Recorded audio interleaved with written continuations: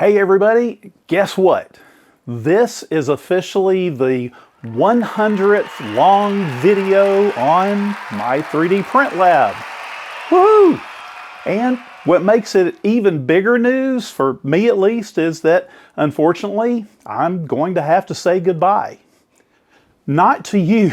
Sorry, that's just wrong. I didn't really think through saying that. Sorry, I'm not going to say goodbye to you. I'm going to say goodbye to some old friends that have kind of been with me and even got me started in this whole 3D printing journey. And that means I think it's a great time for us to talk about what can and did take their place for me and you.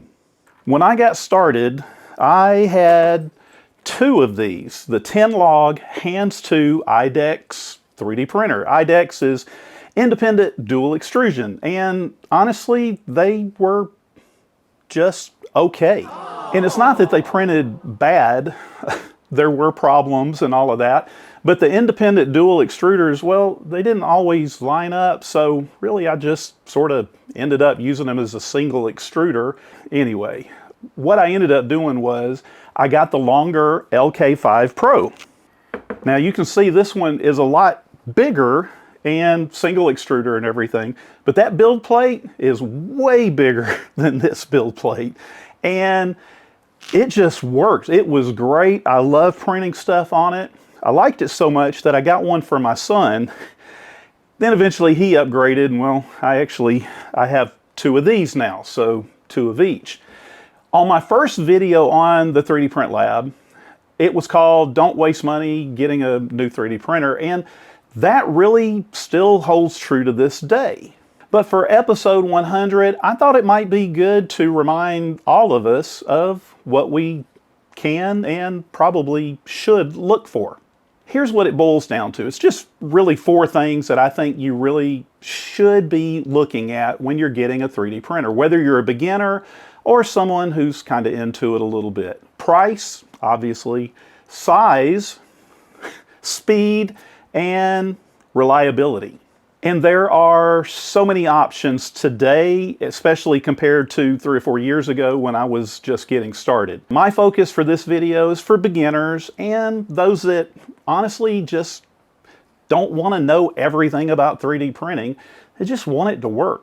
Getting started with price, I think you should probably start in the $300 to $500 range. And well, that's going to usually give you just a single color printer.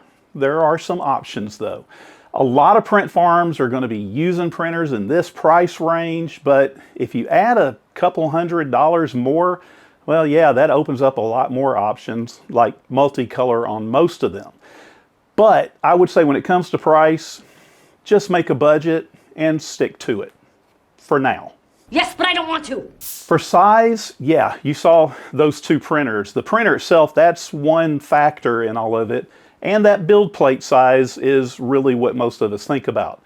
The 220 millimeter cube size, it's kind of been the standard, and that's what the 10-log had and the Ender 3s and things like that. Although a 256 millimeter cube build plate has kind of been the go-to since Bamboo Lab burst on the scene a few years ago. It really all depends on what you want to print. Is it going to be small things? Is it going to be large things? Now the LK5 Pro, that's 300 millimeters cube, and that's huge, but it's slow. And that leads us into the next one, speed. The LK5 Pro, like I said, it's got that bigger build plate, but it only hits about 80 millimeters a second. We've blown way past that now. Everything that you're going to find on the market now is somewhere around 500 or 600 millimeters a second for the print time. Now, that is in testing. And fast isn't always better, so be careful with all the marketing hype. Be cautious because it's not always going to translate to real-world printing. So check online, see what's around and what other people are saying about what's really working great and fast. And that actually leads into the next one, reliability. And I'm not just talking about your printer, although that is a huge part of it. You want to make sure it's going to print reliably, but it's the company, whether there are repair parts available, things like that. And also, is there an active online community? So go out there, look around, look for complaints, look for praises. There's going to be probably a lot of both. And also ask friends that might be into it, or even look around, see if you have a local 3D printing club. Now you're probably wondering, what's my recommendation? Well, I can only tell you what I like and what I've used. And now I will say this, there are no sponsors on this video. So just so you know, I have printers by Bamboo, Creality, Flashforge, Snapmaker, AnchorMake, HeyGears, and there's a few others I'm sure I'm missing. But my go-to printers, well, I constantly print in color on my Bamboo printers and the Flashforge. But I will say the Creality K1 that I have, it's a single color workhorse, and I love to print on it. Now those are what I've used. There's a lot more to choose from, and based on what I've seen and all the time that I look around online and check out different printers, so I've compared and researched a number. I think here's a few that you might want to check out as well. Sticking to that $300 to $600 range, Creality has a new Ender 3 and it's version 4. The Ender 3 series and Ender series have been around for a long time.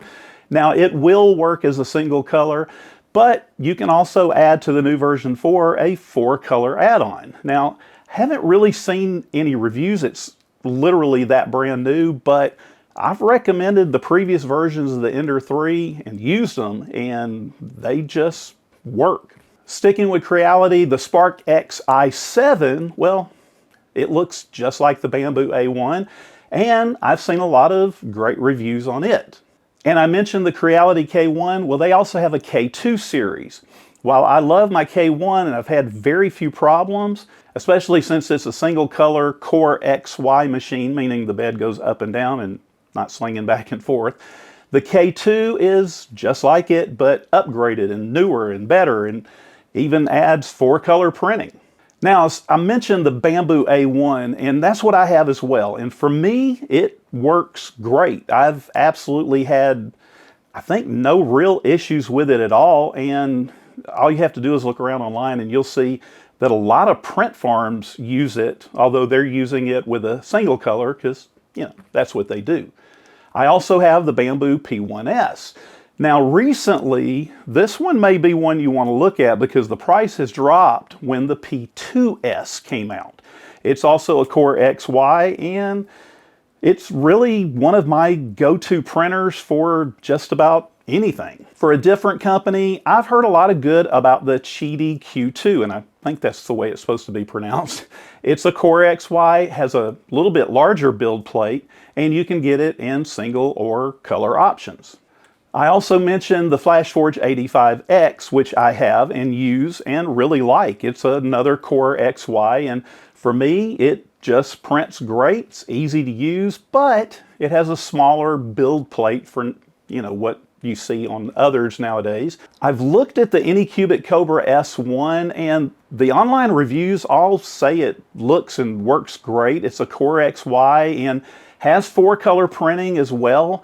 But it has something else. There's filament drying inside the 4-color box that it uses, and usually you only find filament drying like that on the more expensive 3D printers. And then Anycubic has just released the Cobra X. It's brand spanking new. Looks just like the Bamboo A1, but it has some really incredible reviews online, and you'll see some other people doing reviews on it on YouTube. It has something different with the 4-color. It's built right into the head. And also, right now, they have an incredible price for $299, I think is what it is. And yeah, I kind of want one myself. The Elegoo Centauri Carbon is one that I've looked at with version 1, and now they have version 2. And I really at one point thought about getting one of these because I've seen a lot of great reviews. It works great. Version 1 is a single color, and if I didn't just have like the K1 with a single color, I probably would have done it. But now with version 2, they've added 4 colors. So one you might want to check out. Now for a little bit more on top of the 600, but staying under 1,000, I do have two that I want to mention. And I did mention earlier the Bambu Lab P2S, and this is really the newest printer from Bambu Lab. They've upgraded the P1S that I have and think is great, and it also kind of replaced the X1 Carbon, which is their flagship when they launched a few years ago, and it's no longer available out there. And then, speaking of really brand new, there's the Snapmaker U1. Now this is a 4 tool head changing system that they claim has 5-second swapping time on those tool heads, going from one to the other. And that means 5 seconds to pull one out and start printing on the next color. That's faster printing. And your filament is always loaded in each tool head. All of that to say, almost no waste at all. And that is something you're going to run into on just about any other printer, is a lot of waste. There you go. What do you think? Do you have a favorite 3D printer that I missed, or one you really hate? Let us know in the comments, and please, let's be nice. Hopefully I've helped you out in this video, not just now, but in all my videos. And a special thank you to all of you for watching and helping this channel to grow. Thank you so much. Let's keep 3D printing and having fun, and let's continue to learn, create, and amaze.